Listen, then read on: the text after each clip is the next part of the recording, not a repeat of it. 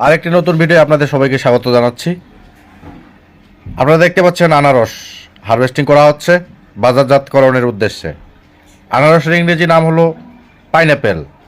এটি দেখতে পাচ্ছেন ম্যাঙ্গোস্টিন। এই ফলটির নামই ম্যাঙ্গোস্টিন। এটি বাংলাদেশে আমি কখনো দেখি নেই, খাইও নেই।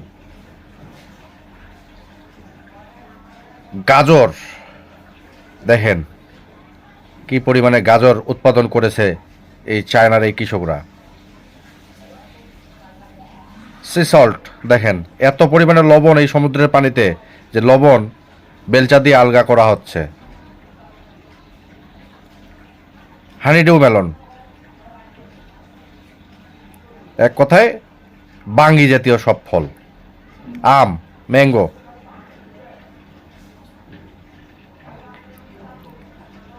ভিডিওটি দেখার জন্য সবাইকে অসংখ্য অসংখ্য ধন্যবাদ। সবাই ভালো থাকবেন, সুস্থ থাকবেন। আল্লাহ হাফেজ।